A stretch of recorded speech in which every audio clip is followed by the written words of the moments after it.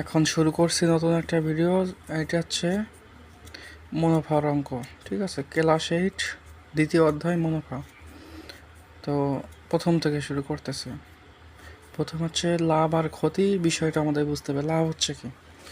বিক্রয় মূল্য মাইনাস ক্রয় মূল্য, আর ক্ষতি হচ্ছে ক্রয় মূল্য মাইনাস বিক্রয় মূল্য। অর্থাৎ যেমন মনে করো একটা জিনিস তুমি 100 টাকায় কি ক্রয় করছো, 110 টাকায় বিক্রি করছো, তার মানে বিক্রয় মূল্য হচ্ছে বেশি, তার মানে আমাদের 10 টাকা লাভ। 10 টাকা বেশি দামে বিক্রি করছে, তার মানে হচ্ছে 10 টাকা লাভ হচ্ছে। আবার একটা জিনিস 100 টাকায় ক্রয় করছো, 90 টাকায় বিক্রি করছো, তার মানে এখানে ক্ষতি হচ্ছে আমাদের, যেহেতু ক্রয় মূল্য থেকে বিক্রয় মূল্য কম, তার মানে আমাদের 10 টাকা ক্ষতি হচ্ছে, ঠিক আছে? এখন উদাহরণ একের অঙ্কটা একটু দেখো।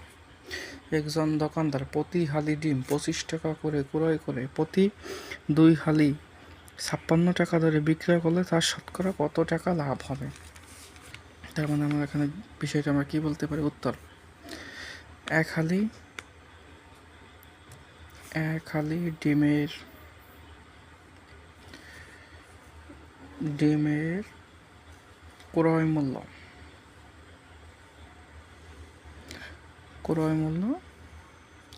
25 টাকা, তার মানে 2 হালি ডিমের ক্রয় মূল্য 25 গুণ 2 টাকা, তার মানে হচ্ছে 50 টাকা। এখন দেখো 2 হালি ডিমের ক্রয় মূল্য 50 টাকা, কিন্তু বিক্রয় মূল্য কয় টাকা? 56 টাকা দিয়ে বিক্রয় করছে, তার মানে হচ্ছে ক্রয় মূল্য থেকে বিক্রয় মূল্য বেশি, তাই লাভ হচ্ছে। তার মানে লাভ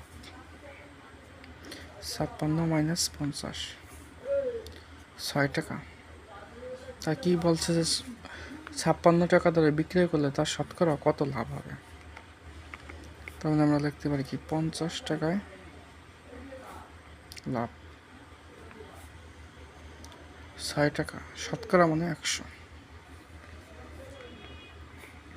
1 টাকায় লাভ 6/50 টাকা, 100 টাকায় লাভ 6 গুণ 100/50, 50 দুগুণে 100, তার মানে 12%। ওকে, তার মানে শতকরা কত পার্সেন্ট লাভ হবে? 12%। ধন্যবাদ।